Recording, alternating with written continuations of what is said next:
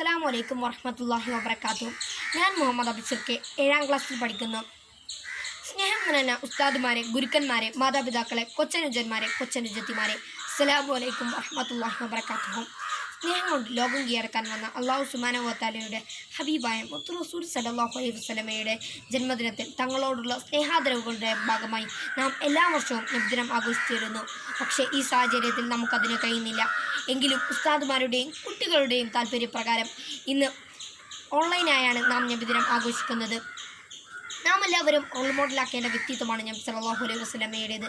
പക്ഷേ ഇന്നത്തെ ലോകം റോൾ മോഡലാക്കുന്നത് സിനിമാ താരങ്ങളെയും ഫുട്ബോൾ താരങ്ങളെയുമാണ്. അവരെല്ലാം റോൾ മോഡലാക്കുന്നതിന് മുമ്പ് നാം ഓർക്കേണ്ടത് ഒന്നാണ്. നമ്മെ ഒരു സെക്കൻഡ് പോലും ഓർമ്മിക്കാത്തവരാണ് ഈ സിനിമ ഫുട്ബോൾ താരങ്ങൾ. പക്ഷേ ജീവിച്ച് വഫാത്താകുന്നതുവരെ നബി നമ്മെ ഓർത്ത് കരഞ്ഞിരുന്നു. നമ്മെ ഓർത്ത് കരഞ്ഞത് കൊണ്ട് മാത്രമല്ല നബി സല്ലല്ലാഹു അലൈഹി വസല്ലമയെ നാം റോൾ മോഡലാക്കേണ്ടത്. നബിയുടെ സ്നേഹവും ക്ഷമയും കണ്ടുകൊണ്ട് വേണം നാം നബി സല്ലല്ലാഹു അലൈഹി വസല്ലമയെ റോൾ മോഡലാക്കേണ്ടത്. നബിയെക്കുറിച്ച് എൻ്റെ ഉമ്മ പറഞ്ഞു തന്ന ഒരു കഥ ഞാൻ ഇവിടെ വിവരിക്കാം. നബി സല്ലല്ലാഹു അലൈഹി വസല്ലമയ്ക്ക് അയൽവാസിയായ ഒരു അറാബി സ്ത്രീ ഉണ്ടായിരുന്നു. നബി നടന്നു നീങ്ങുന്ന വഴികളിലെല്ലാം ആ സ്ത്രീ ചപ്പുചവറുകൾ വിതറുമായിരുന്നു. കുറച്ച് ദിവസമായി നബി ആ സ്ത്രീയെ കാണാറില്ല. നബി ഒരു സഹാബിയോട് ചോദിച്ചു, ആ സ്ത്രീയെ ഇപ്പോൾ കാണാറില്ലല്ലോ.